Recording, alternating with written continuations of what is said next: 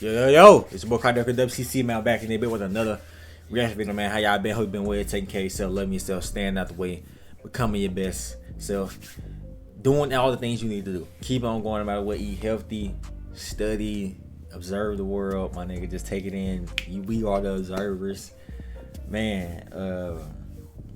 Just keep doing you. You know what I'm saying? Keep doing you. No matter what the adversity is, we're gonna all be okay very soon.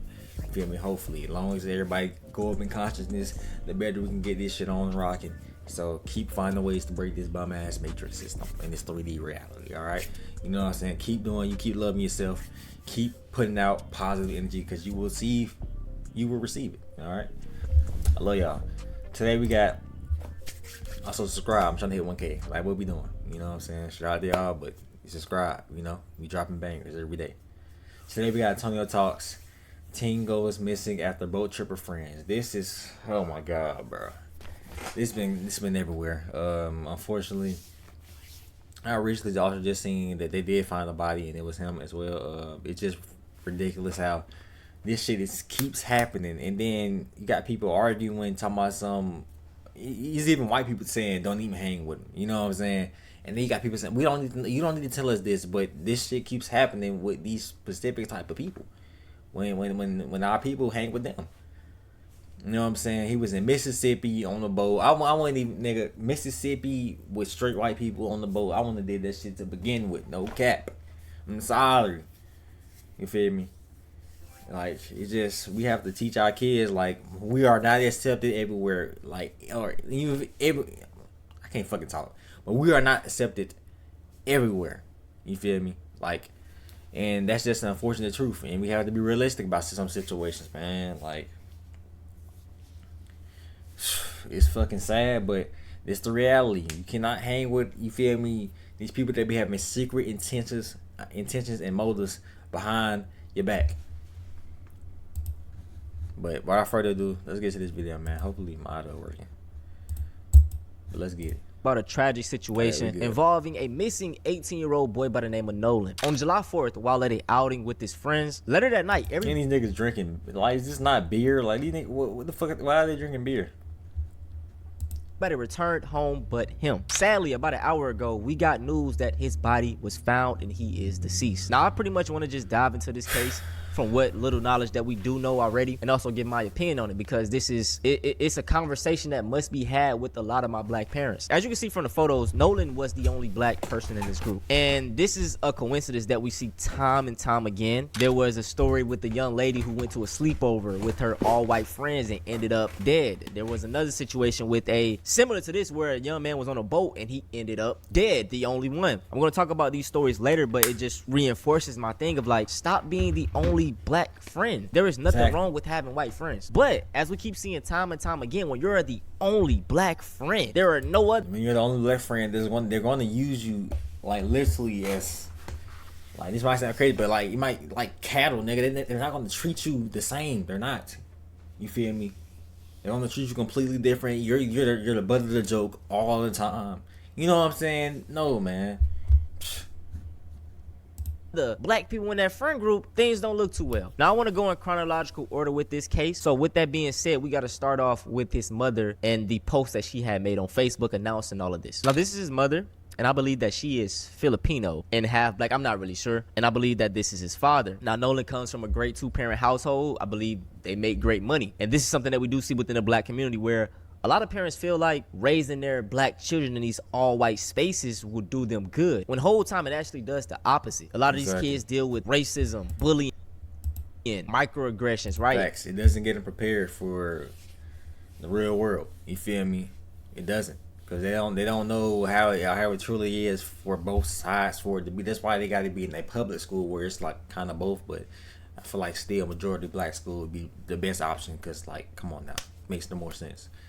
But yeah, like, I don't know why some parents just think just putting your kids in the majority white school is gonna shape them out and put them, like, I'm telling you, my last year when I went to I'm gonna just say what the fuck I'm gonna just say what school I went to.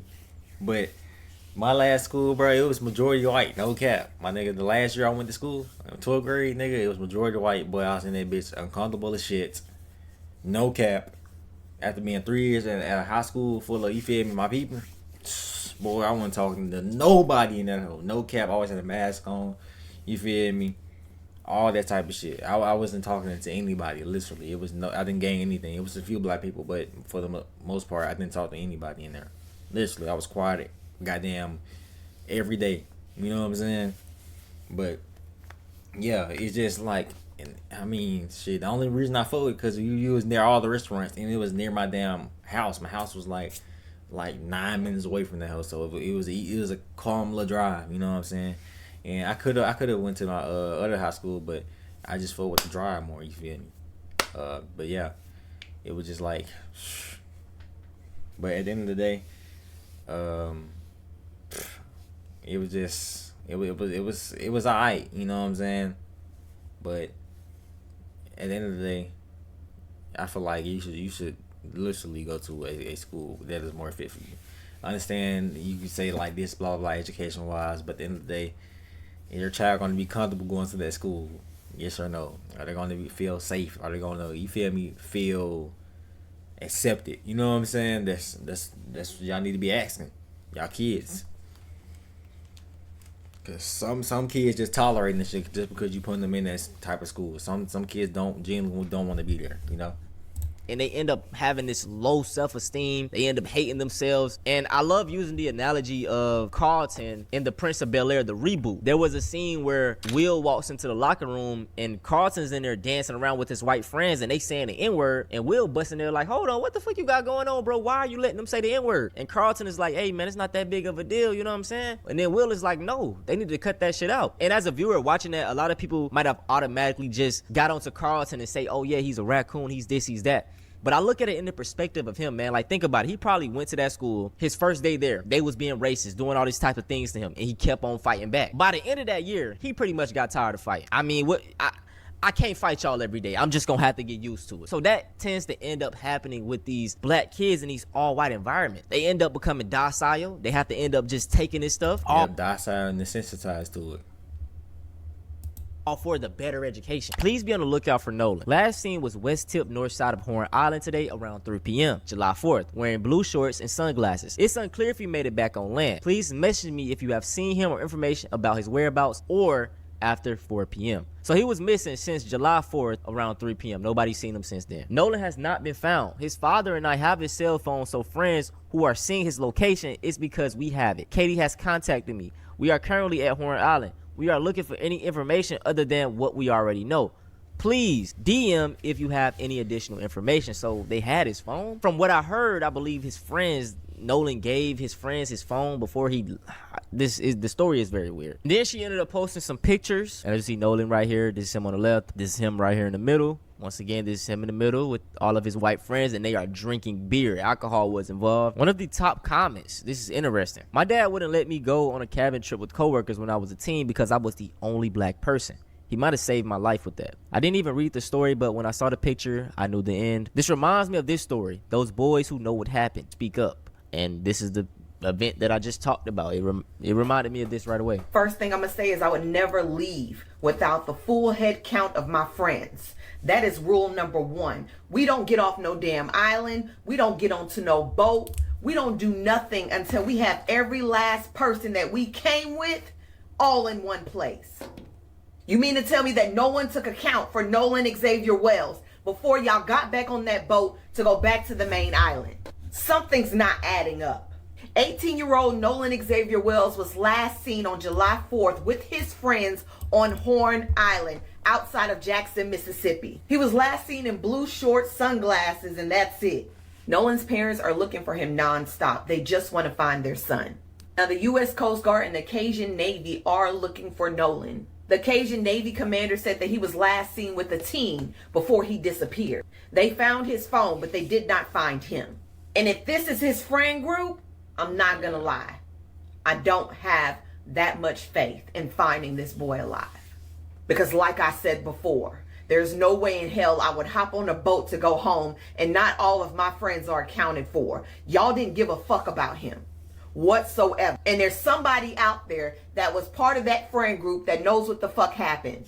but everybody's Most locking the definitely. fuck up. Most Now I'm definitely. trying to And to add context, this was a small town in Mississippi, y'all. Miss a motherfucking Sippy. Hell no. You know what I'm saying? And they love to gaslight and just make it seem like we crazy. Even going back to the Kendrick Johnson case. So y'all remember that brother, man, who was found dead in a rolled up mat. They said it was a freak accident because he was, you know what I'm saying? These people know what's going on. They will always cover up and stand behind theirs no matter what. was just sitting there lost on this island, and you know he fell asleep or some shit. But 9 times out of 10, we already know how this shit goes, especially with a friend group like that. Yeah. My prayers go out to Nolan's mother and father and his family and friends. I hope I come with a better update. A body has been found at Horn Island. This is the update I did not want to give, but we kind of already felt like it was coming. Although they have not identified it as Nolan Xavier Wells, who else can it be? Some more information that I found out that Nolan walked off with a girl. Where is this girl? What is her name?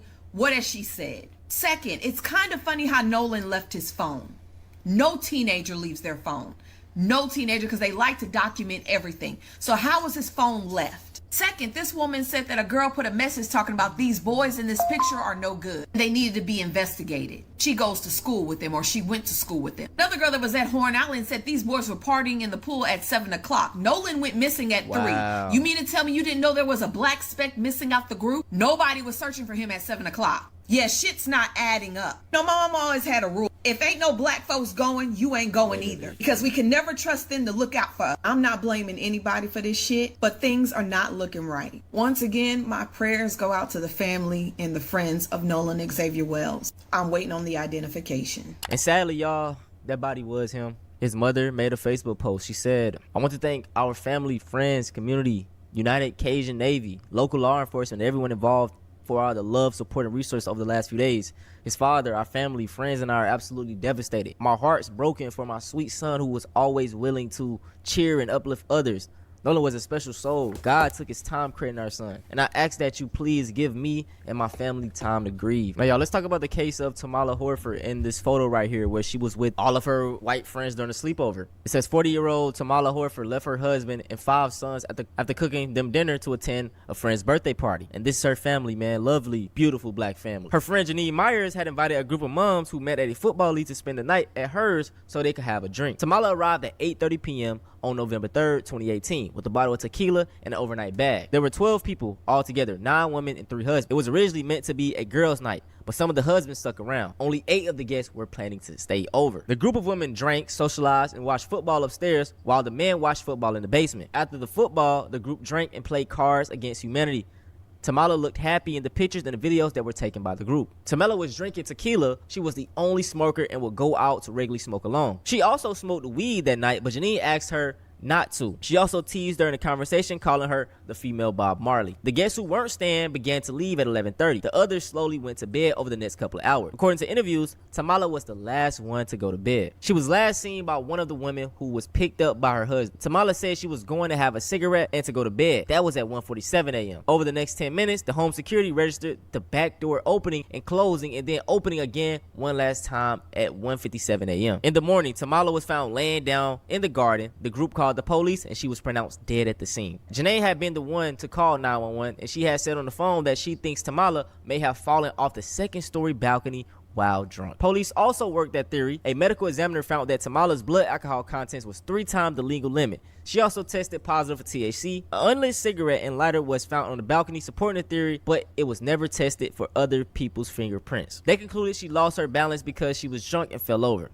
It was ruled an accident, and the case was closed. But Tamala's family had more questions than answers. How did a woman whose cause of death was falling due to being so drunk when the party attendees said that she didn't appear drunk in their interviews? She also didn't look drunk on the photos/videos taken. How did a house full of people not hear the fall right outside their window? Why did the door open at 2 a.m. and was left open if Tamala went to bed? Why didn't the police preserve the scene and test the evidence immediately? Janine's husband said he saw the unit cigarette before he saw Tamala's body, but no evidence was tested in the case. Most shocking of all, Tamala's autopsy showed blunt force trauma to her head, neck, torso, abrasions to her face, cuts on her arms, legs, legs and laceration to her heart. Could a 15-foot fall cause all these types of injuries? Tamla's friends have also said that they have gotten inconsistent stories from the group when she has spoken to them. Suspicions were further raised in 2019 when Janine's husband, who is a parole officer, was fired after he used his position to illegally access Tamla's incident report file. The case was reopened in 2020, but it concluded that no charges will be filed in the case.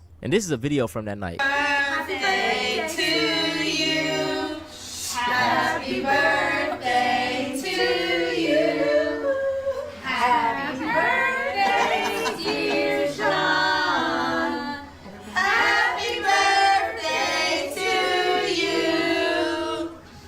It's sad, but I want us to use these horrible circumstances to learn from them. In 2026, man, a lot of people want to live in this fairy tale, kumbaya type of world where everything is sunshine and rainbows. But we got to live in reality. There is a saying that black parents have to teach their kids this life thing. Like, they have to tell you it twice. The first one is just about being a human being in general, all the hardships that come with that. And then you got a double one of being black. That's it for this video. Once again, man, sad situation out of Mississippi. I'm praying for the family. But no more talking. If you guys want to see something similar to this, go check out this video right here, man.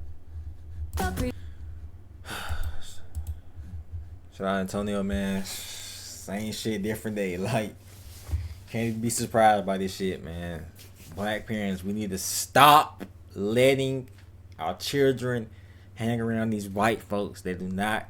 I'm telling you, they like time after time. They clearly do not give a fuck about this. You feel me? We like, they don't care. You feel me? They generally don't care. And every time this type of bullshit happens, the story never fucking adds up, man. Like I said, same shit, different day. Rest in peace to him, man.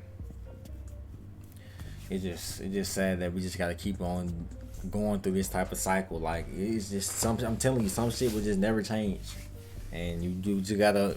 It's why it's better just to be with your own people rather than not. You know what I'm saying? All because you think it's gonna be whether it's safer or not. Like, it's just crazy, man. In Mississippi. Like, yeah, man. They set that nigga up. They set him up for sure. You feel me? Probably got intoxicated, took his ass to island or a disclosed place where nobody could see him, and took his phone, set him up. You feel me? Like, these people be doing all type of weirdo, ritualistic type of weirdo shit, man. Like time again, bro. We always see this shit. So be safe out there. Be safe, please. If you have a majority white friend group, please be safe. You feel me? They not locked in as you think they is. I'm telling you, you have to be aware of this shit. But yeah, man, it's your boy Carter Chris. Tell me what you think about the video. Like, comment, subscribe, you know. And yeah, it's your boy Carter Chris. WCM out the be. I'll say, man, I love you. I'll see you next time, man. I'm out, bro.